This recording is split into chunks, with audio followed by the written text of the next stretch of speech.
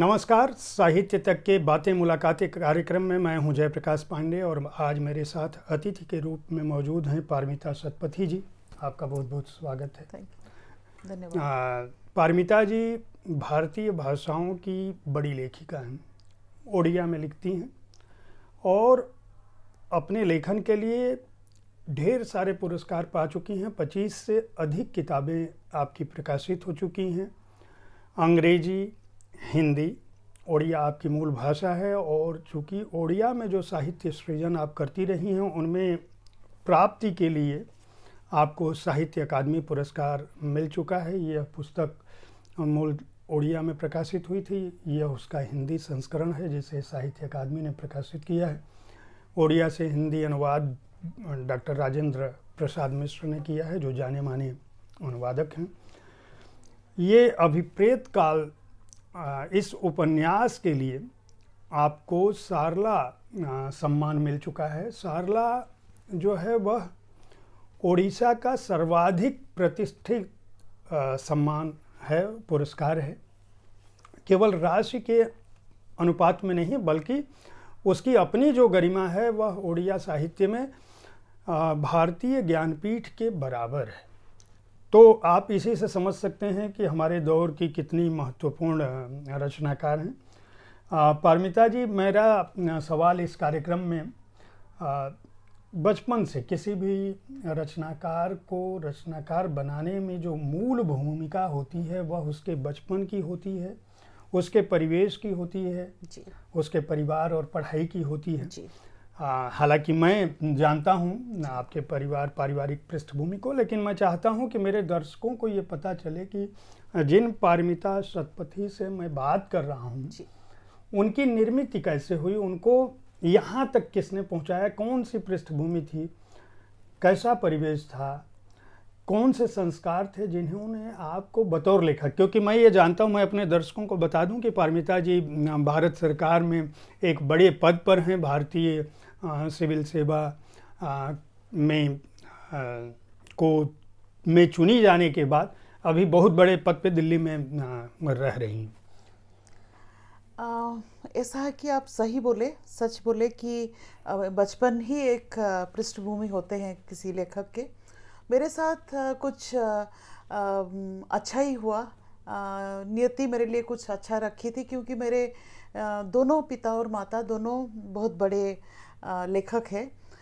माँ प्रतिभा सतपथी भारतीय साहित्य क्षेत्र में काफ़ी प्रतिष्ठित है, कवि है, उनको कबीर सम्मान मिले हैं, आप तो जानते हैं। पिताजी एक समान आलोचक थे, दोनों उड़िया भाषा के प्रोफेसर्स भी थे।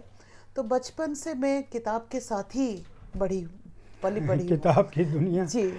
और घर में एक बड़ी सी लाइब्रेरी थी, लाइब्रेरी में किताबें भरे थे। और इतने कम उम्र में, जैसे कि मैं क्लास 4-5 कक्षा में पढ़ रही थी तभी मैं पढ़ने शुरू कर ली। और समझे ना समझे इतना अच्छे अच्छे किताबें जो देश के बाहर जो रशियन साहित्य के तभी अनुवाद आती थी काफ़ी सारे, और पूरा विश्व साहित्य के जो अनुवाद किताबें आती थी पढ़ने लगी थी। उसको समझे ना समझे मुझे लग रहा है कि वो सब जो पढ़ी थी, वो जो पन्ने सब है कहाँ पे दिमाग के कंप्यूटर में रखा हुआ था, जब मैं लिखने के लिए बैठी शायद वो एक के बाद एक मेरे तरफ आने लगे और मुझे पथ मार्ग दिखाएं कि भाषा क्या करे, लिखन के क्या करे, शब्द क्या चुने, भाव क्या चुने। उसके साथ एक चीज़ और भी अच्छी हुई, माँ को मैं हरदम दिखती थी लिखने के लिए, कितना मगन होती थी, कितना अन्यमनस्क भी रहती थी। और घर में सभी आते थे, बहुत बड़े बड़े लेखकों बचपन में, तो इन लोगों के मैं पकोड़े चाय में तो सर्व करती थी, लेकिन बहुत लगता था कि दुनिया के सबसे बड़े शायद वही है जो लिख पाते हैं। कम उम्र में ये मेरे को बहुत रेखापात किया था मेरे दिमाग में। और बहुत कम उम्र में शुरू की मैं लिखने, जैसे कि स्कूल फाइनल में एक कहानी निकली थी, उसके बाद थोड़ा गैप दे दी क्योंकि पढ़ाई कैसे ही पता आपको नहीं। याद है वो कहानी, याद है? वो कहानियाँ याद है तो मतलब किस मतलब उस उम्र के बच्चे को जी अगर कुछ उसका जिस्ट आपको याद हो कि वो कहानी आपने लिखी कैसे थी जी हिंदी में, अगर उसको उसका अर्थ क्योंकि एक बच्चे के मन में उस उम्र में कहानी का भाव आया, जी तो ऐसी कौन सी चीज़ थी जिसने आपको स्ट्राइक किया कि नहीं मैं इस उम्र में एक कहानी भी लिख दूं? दो कहानी मैं बचपन में लिखी हूँ स्कूल के अंदर। और एक है, ज़्यादा नहीं लिख पाई, लिखना तो चाहती थी लेकिन इत्तेफाक से पढ़ाई बहुत अच्छा करती थी तो क्लास में फास्ट होने के लिए मम्मी बोली कि अभी क्यों करे। माँ जी बोले कि ठीक है, तुम लेखक बनना चाहते हो, लिखना चाहते हो बेटी, पढ़ाई तो ख़त्म करो पहले। जब खुद ही कभी है फिर भी मेरे को बोले कि थोड़ा सा इंतज़ार कर लो। तो दो कहानी लिखी थी, स्कूल में भी पढ़ा गया था।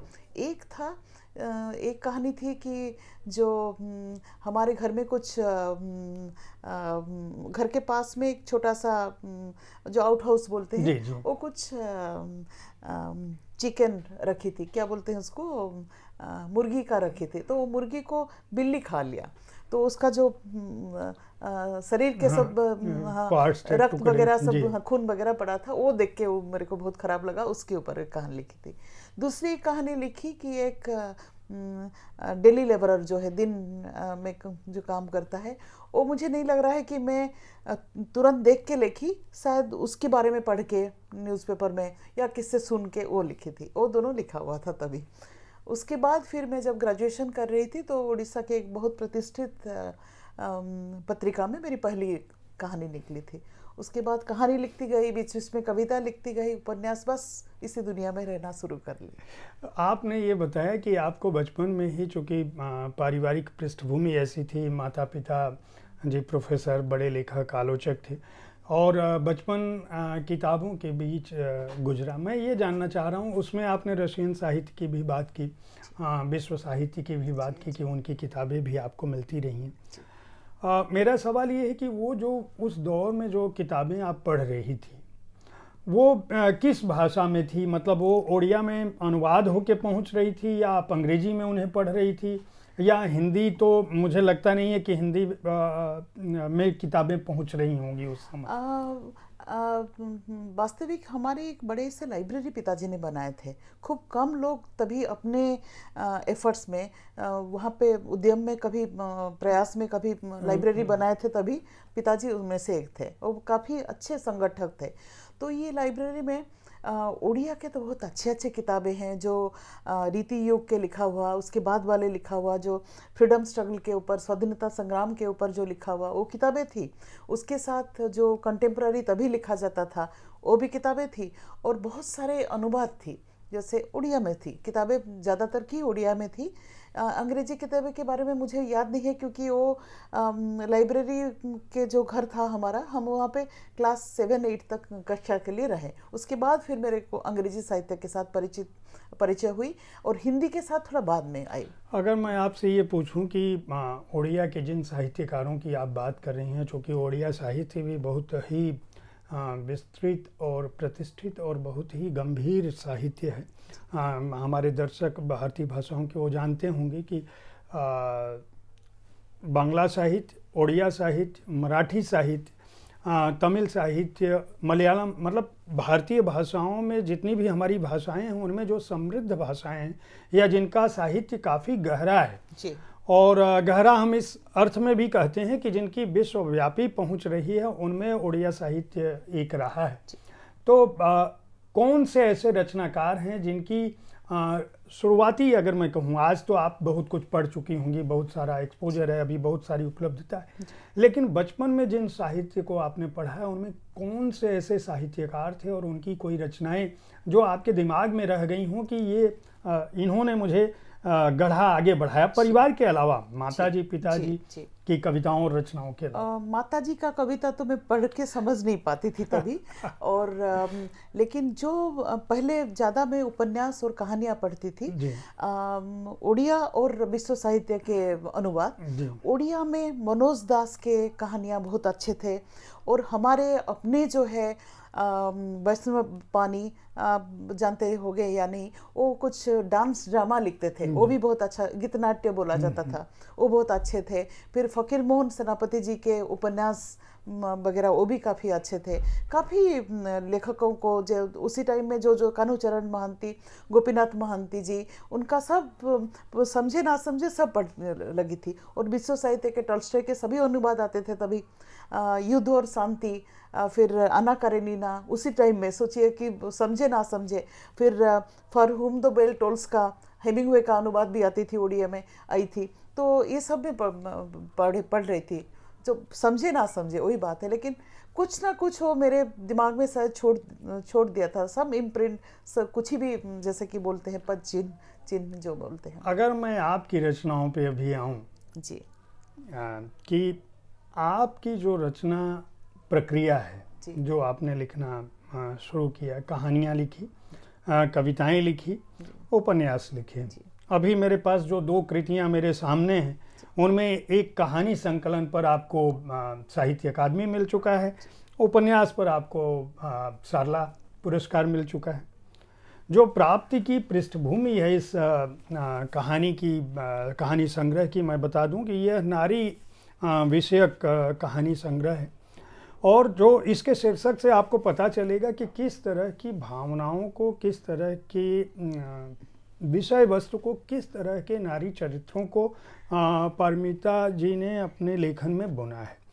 पहली कहानी का शीर्षक है मुक्ति, दूसरी का है सखी, तीसरी का है लड़की, चौथे का है जख्म, पांचवें का शैली, छठे का पुनः, सातवीं का मोह, आठवीं का क्षमा, नौवें का आंसू और 10वें का प्राप्ति।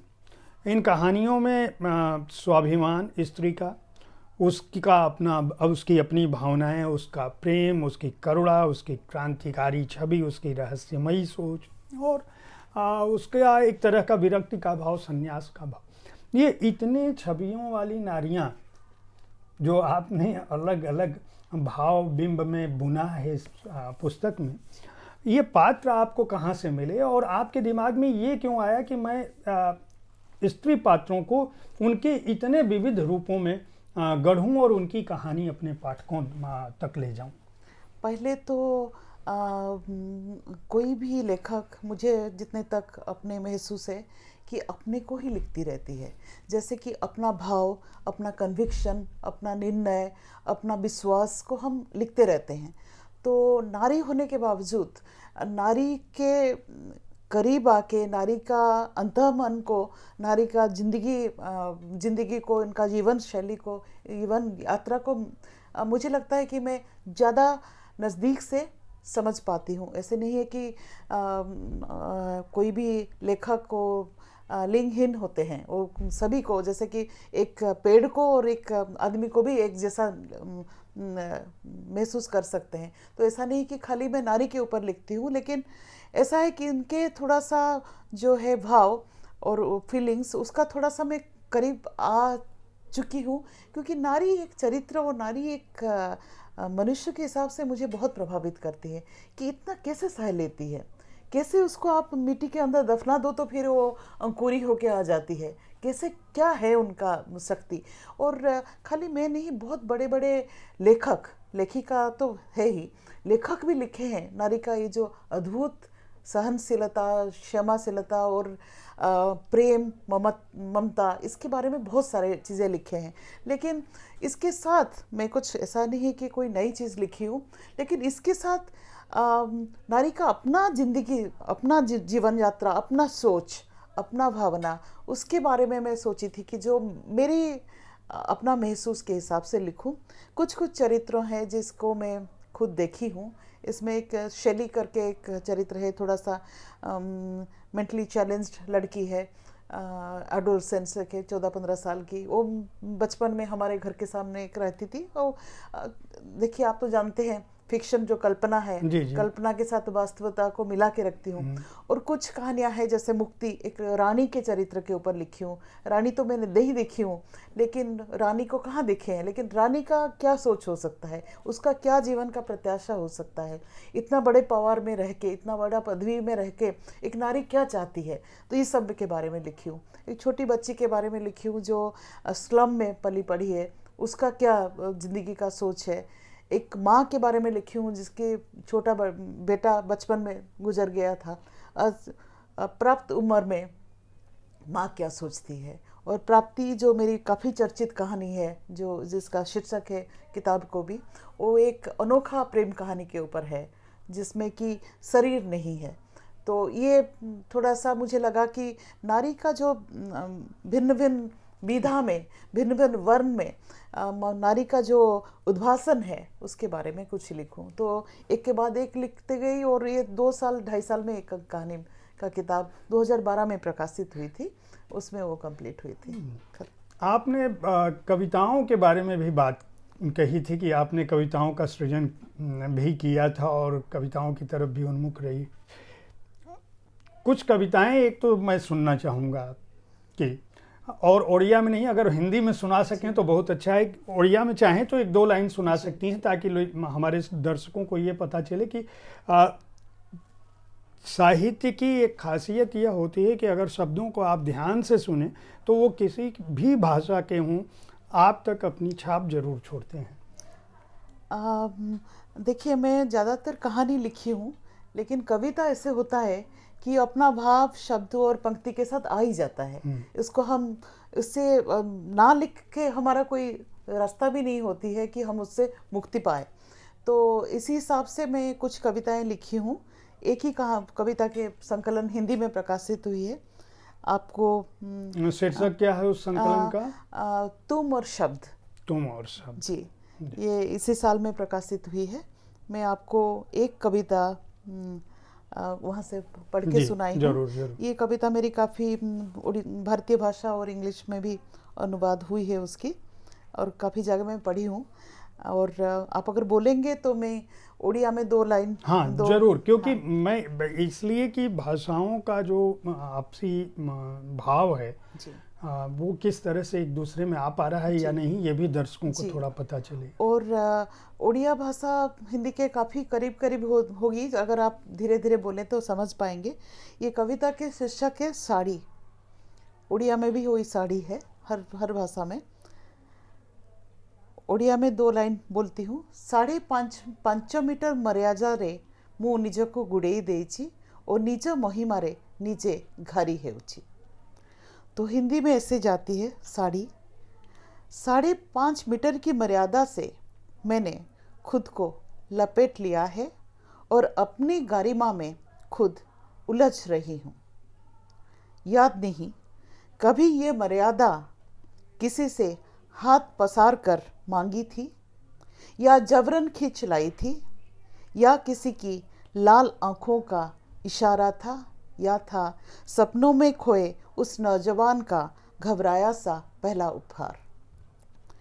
अपने पहनावे की महिमा बखान रही थी मेरी दूसरी बहनें, अपने मन मुताबिक सुविधा, सरल, स्वच्छंद, ऐसे कुछ शब्दों की ज्यामिति। पर मैं चुप थी। कैसे समझाती उन्हें कि मेरा परिधान आध्यात्मिक है।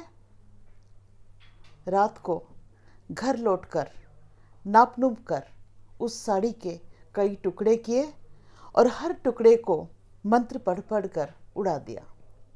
रात को घर लौटकर नाप नूप कर उस साड़ी के कई टुकड़े किए और हर टुकड़े को मंत्र पढ़ पढ़ कर उड़ा दिया। एक टुकड़ा उस कबाड़ बटोरने वाली औरत के फटे घाघरे में पैबंद लगाने के लिए, एक बलात्कार के बाद गांव की अमराई में फेंके गए नंगे शव को ढकने के लिए, एक बड़े अस्पताल में बर्न्स वार्ड में दहेज न लाने वाली नई नवेली के लिए रखे 10 नंबर बेड की चादर बनाने को, आखिरी टुकड़ा 5 सितारा होटल में 5 ग्राहकों को शराब परोसने वाली लड़की के इतनी सी छोटे बख्श बंधन में सिले जाने के लिए। सुबह देखा सारे टुकड़े लौट आए हैं, फिर से जुड़कर मुझे सिर से पांव तक ढकने की कोशिश कर रहे हैं। मेरे पेट, छाती और पीठ का तब भी कुछ हिस्सा दिख रहा है, इतनी लंबी साड़ी भी जिसे छिपाने को कम पड़ रही है। क्या बात है, बहुत अच्छी, बहुत ही अच्छी कविता है। आपको ये कविता सुन के मुझे लग रहा है कि आपके तो और भी संकलन आने चाहिए थे, कविताओं की तरफ उन्मुख क्यों नहीं हुई? क्योंकि भाव तो आपके बहुत गहन हैं और शब्द भी हैं और शिल्प भी है। कविता जैसे मैं बोली, कोशिश करने में नहीं आती, अपने आप आ जाती है। ऐसी भी हुई है कि मैं आधी रात को जाग जाती हूँ और उसको ज़रूर लिखना पड़ता है, और नहीं लिखो 2 लाइन तो कहाँ खो जाती है, महाशून्य में एकदम तिलमिला जाती है कि आपको मिलेगी नहीं। कविता में कुछ लिखी हूँ, लेकिन हिंदी में एक किताब आई है। हिंदी में अनुवाद की थोड़ा से होती रहती है, तो हिंदी में एक आई है, लेकिन मैं मध्य मध्य में लिखती हूँ कविताएं। कहानी लिखना पता नहीं, एक कोई कहानी को गुंफना, कोई भी एक छोटी सी कुछ हो गया या छोटी सी कुछ मेरे दिमाग में आ गया, उसके पात्र बनाना और गुंफना भी थोड़ा सा मेरे को एक अच्छी सी लगती है। तो दोनों चीज़ मैं करना चाहती हूँ। ये अभिप्रेत काल आपका जो उपन्यास है, ये 2022 में ही प्रकाशित हुआ है हिंदी में जी। और सारला पुरस्कार आपको इस उपन्यास पे मिला। इसका जो कथानक है वह बहुत ही एक तरह से कहेंगे कि आज़ादी के पूर्व शुरू होता है जी। और वर्तमान तक खिंचा चला आता है। जी।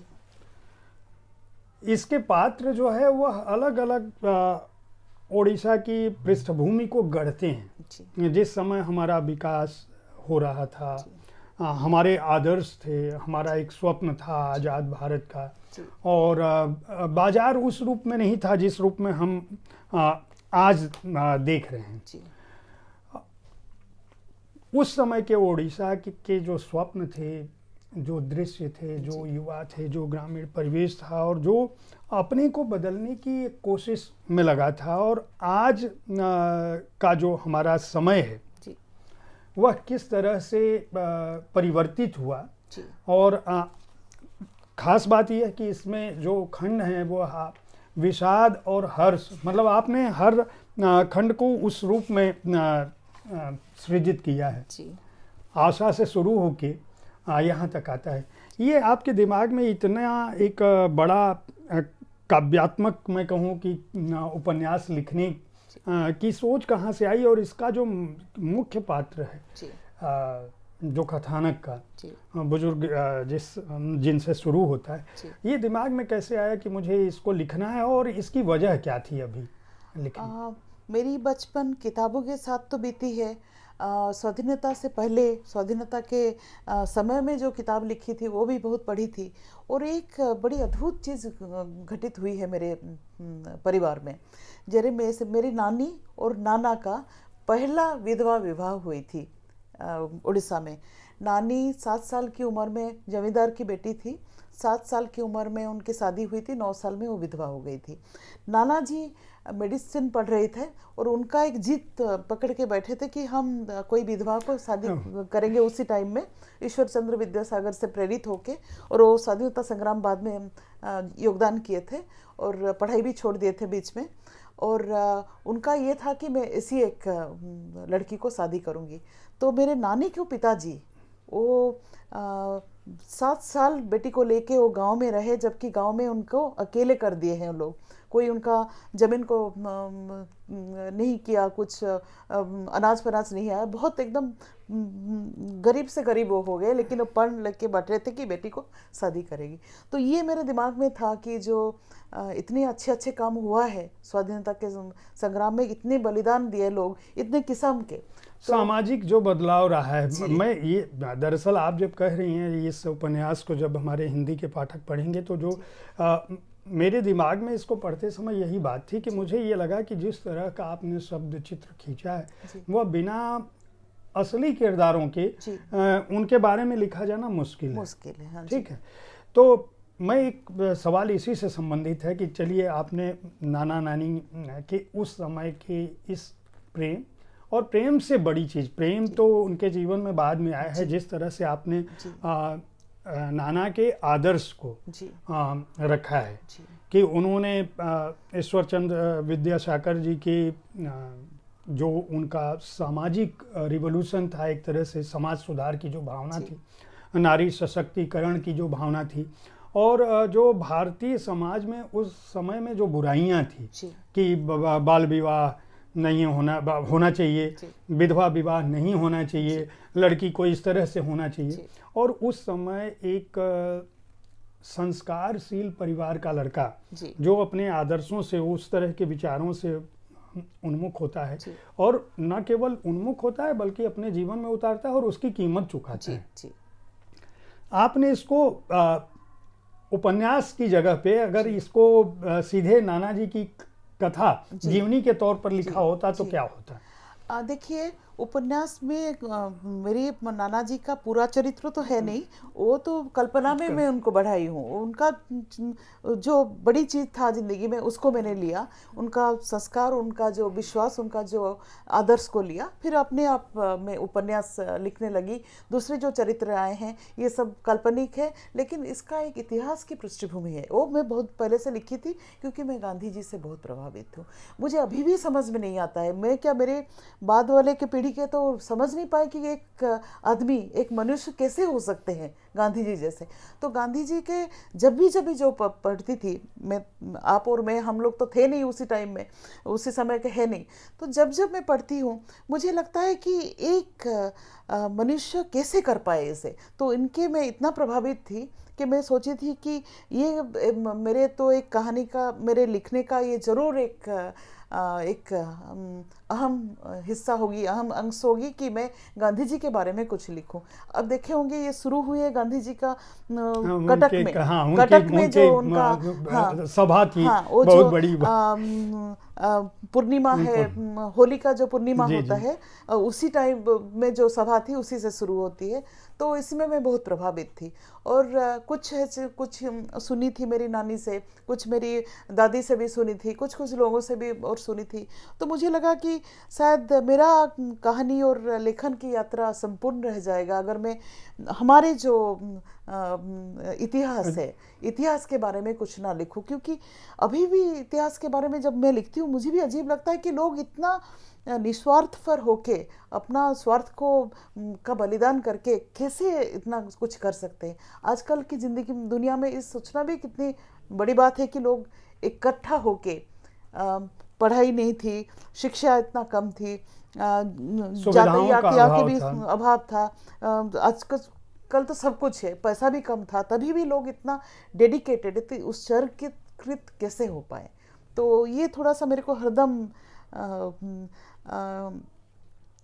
इन्फ्लुएंस करती थी। तो मैंने सोचा कि इसके बारे में मैं लिखूं। मेरा सवाल ये है कि आपका अपना जीवन खुद बहुत समृद्धि, मतलब मैं कहूँगा कि सुविधा, आपके पास पुस्तकें थी, आपके पास धन का कोई अभाव नहीं था, आप खुद जिस सर्विसेज में हैं वहाँ भी आपके पास पैसे की दिक्कत नहीं है। समाज के उस वर्ग को, जिस वर्ग को आप अपनी रचनाओं का आधार बनाती हैं, वो आपको कहाँ से मिलते हैं? आपके पात्र आपको इस रूप में कहाँ से मिलते हैं जिनके, और उनकी इस पीड़ा या संवेदना को आप कैसे पकड़ पाती हैं? क्योंकि आपका परिवेश, खुद का परिवेश तो उससे अलग है।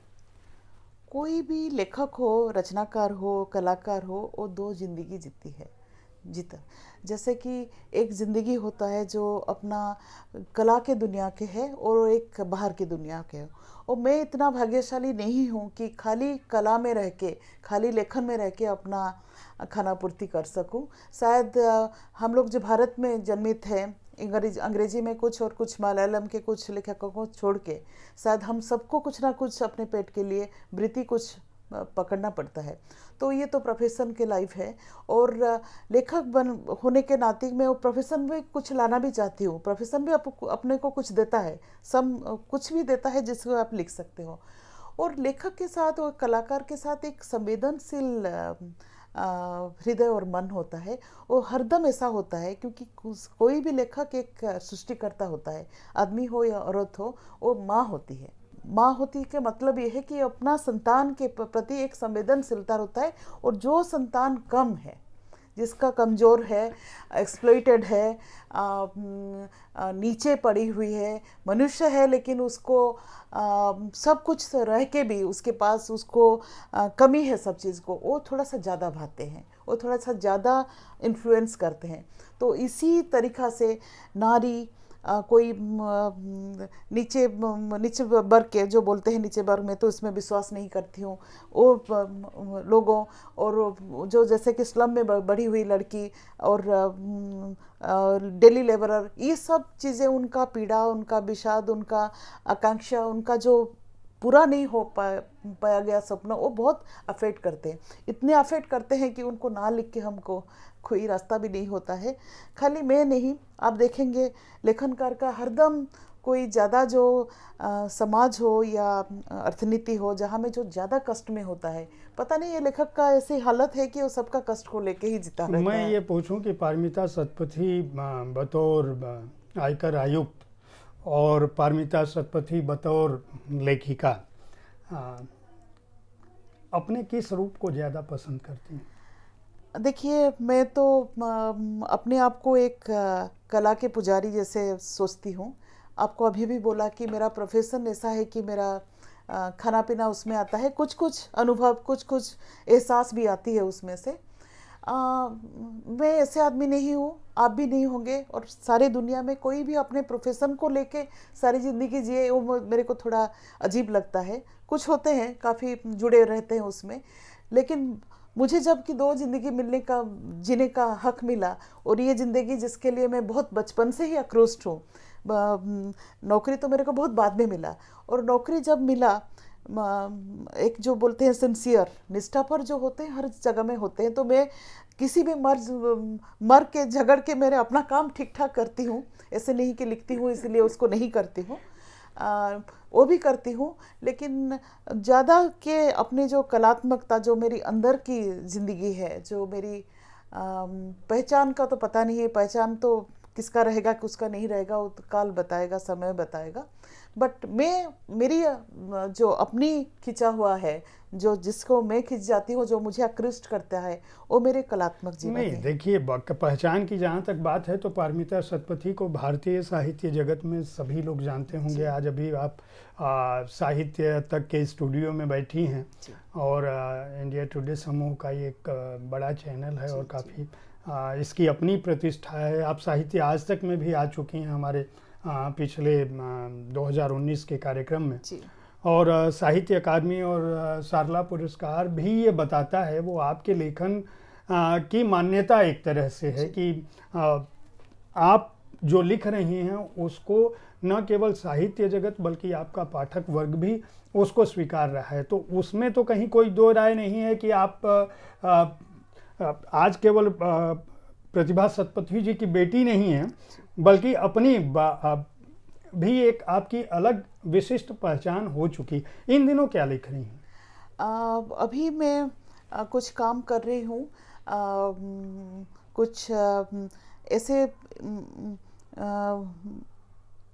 भारतीय मिथ जो है, मिथक बोला जाता है, भारतीय मिथक के जो नारी चरित्र हैं, कुछ चरित्र, और इनका मॉडर्न वुमन, आधुनिक नारी इसी जगह में हो तो उसका क्या करे सकती है, क्या करेगी, इसी के ऊपर एक सीरीज लिखती हूँ। और स्मरे नित्यम, पंचकन्या तो आप जानते हो, स्मरे नित्यम की टाइटल में, शीर्षक में वो कहानी तो नहीं, एक सीरीज के जैसे निकल रही है, और किताब भी बन रही है उसकी।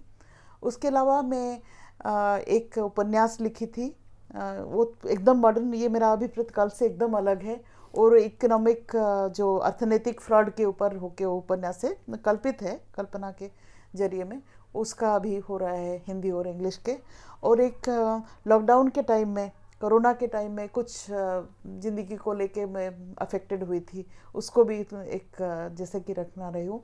और एक उपन्यास कल्पना में है, थोड़ा सा कोशिश करती हूँ। आप तो जानते हैं प्रोफेशन के बारे में, आप बोले हैं काम बहुत ज़्यादा पड़ता है, लेकिन ऐसी बात नहीं है कि काम पड़ता है इसलिए मैं लिख नहीं पा रही हूँ, लेकिन उसी को अभी वो कल्पना में है। विभागीय अनुभवों पर भी कोई किताब लिख रही हैं? आपको ये क्यों नहीं दिमाग में है कि मेरे पास भाषा है, अब नाम भी है, मैं कुछ ऐसी किताब लिखूं, या पोस्ट रिटायरमेंट ऐसा कुछ दिमाग में है क्या कि मैं राजनीतिक अनुभव या जो औद्योगिक आर्थिक अनुभव हैं? क्योंकि आजकल इस तरह की किताबों की भी एक तो अभाव भी है जी। हमारा जो समाज जितनी तेज़ी से बदला है, और वर्तमान समय में जो चल रहा जी है, जी बहुत सारी चर्चाएं हम अखबारों में पढ़ते हैं। जी आप उन फाइलों से अपने सामने से गुजर रही हैं। जी, आप जी। समाज में जो आर्थिक समृद्धि है, या हम कहें कि आर्थिक अपराध हैं, या जी आर्थिक घोटाला है, इस तरह की बहुत सारी चीज़ें आपको जी आपके सामने आती जी होंगी। जी कभी इनके आधार पर कुछ लिखने का आपको नहीं मिला कि आ, मैं इनको आधार बना के उपन्यास ही रचूं या कुछ और लिखूं? कुछ कहानियाँ तो मैं लिखी हूँ, और जबकि मैं क्रिएटिव राइटर हूँ, जैसे कि सृजनशील लेखक हूँ, तो संवाद आप जो देते हैं हमको, हम उसको ट्रांसफॉर्म करते हैं, उसको रूपांतरित करती हूँ मैं लिखन में। तो मेरी वो जो किताब आपको बोल रही हूँ जो इंग्लिश में आ रही है, इल्यूजन मैन, तो उसका उड़िया शीर्षक है माया पुरुष। तो ये इसी के ऊपर है, एक इकोनॉमिक फ्रॉड के ऊपर है, इकोनॉमिक घोटाला को लेके ये उपन्यास गतिशील है। उसका इसी साल में उसकी अंग्रेजी अनुवाद आएगी। 2017 को निकली है वो उपन्यास उड़िया में। और लिखती तो रहती हूँ कभी कभी, जो मुझे अफेक्ट करती है, जो चीज़ें हम जानते हैं, और जिसके ऊपर मैं सोचती हूँ कि एक कुछ, जैसे कि नॉन फिक्शन तो नहीं लिखी हूँ मैं मेरी सब चीज़ फिक्शन है, क्योंकि मुझे अच्छा लगता है कि कल्पना के एक अस्तरण उसके ऊपर डाले और उसको मिला चुला के कल्पना के साथ लिखे। लेकिन काफ़ी सारे मेरे कहानियाँ हैं, कहानी करीब करीब 200 तो लिखी हूँ, तो काफ़ी कहानियाँ हैं जो उसी का ऊपर है, और ये उपन्यास भी है। आप अगर पढ़ेंगे तो आपको पता चलेगा कि कैसे कि आजकल का दुनिया में जो फ्रॉड होता है उसी को लेके, और फ्रॉड के बाद आदमी जीता कैसे है, तो इसके ऊपर, क्योंकि वही तो है, हम सृजनशील लेखकों के हम वही तो बोलते हैं कि क्या करता है आदमी अगर ऐसा कुछ हो तो। एक आखिरी सवाल मेरा कि आप के दिमाग में ये कभी आया कि मैं अपने माता पिताजी को पात्र बना के और खुद को भी वहाँ पे रख के या तो जीवनी लिखूं या कोई आत्मकथा लिखूं, ऐसी कोई कृति का कोई आइडिया दिमाग में है? कुछ लिख रही हैं या लिखना चाहती हैं? माता पिता को पत्रों में रख के तो काफ़ी चीज़ें लिखी हूँ, कहानी कहानी में वो आ जाते हैं चले जाते हैं परिवार के। आत्मकथा के ऊपर मैं अभी भी कभी नहीं सोची हूँ, कि मुझे नहीं लगता है कि मेरी आत्मजीवनी कोई बहुत किसी को इतना ज़्यादा प्रभावित करेगा, क्योंकि अपने को शायद मैं वहाँ पहुंचा नहीं सकी हूँ अपने मन में कि मेरी ज़िंदगी की यात्रा किसी को प्रभावित करेगा। लेकिन कभी जो मेमोर्स बोलते हैं, स्मृति कथा कुछ लिखने का सोची हूँ, और सोची हूँ कि थोड़ा सा और 2-3 साल के बाद आप जो बोले कि थोड़ा सा स्वाधीनता मिले जाए और फ्रीडम मिल जाए काम से, तो थोड़ा सा वो एक स्मृति कथा लिखने का मन है मेरा। चलिए, बहुत बहुत शुभकामनाएं, बधाई। हमसे बातचीत करने के लिए धन्यवाद। मैं अपने दर्शकों को बता दूं कि अभिप्रेत काल का प्रकाशन जो है वो प्रलेख प्रकाशन ने किया है, हार्ड बाउंड संस्करण है। डॉक्टर अजय कुमार पटनायक जो प्रोफेसर भी रहे हैं, बहुत अच्छे अनुवादक हैं, उन्होंने इस पुस्तक का, उपन्यास का अनुवाद किया है हिंदी में। इस पुस्तक को अगर आप चाहें तो प्रलेख प्रकाशन से खरीद कर पढ़ सकते हैं। 599 रुपये मूल्य है। प्राप्ति का प्रकाशन जो है वह साहित्य अकादमी ने किया है, और यह 230 रुपये की कृति है। साहित्य अकादमी सस्ती दर पर अच्छी पुस्तकें उपलब्ध कराने के लिए जाना जाता है। अगर आप अच्छी कहानियाँ पढ़ना चाहते हैं, नारी विषयक कहानियाँ पढ़ना चाहते हैं, तो यह भारतीय साहित्य की एक बड़ी लेखिका का पुरस्कृत संकलन है। इसको भी आप खरीद कर पढ़ सकते हैं। बातचीत करने के लिए बहुत बहुत धन्यवाद, समय निकालने के लिए। आपको भी बहुत धन्यवाद।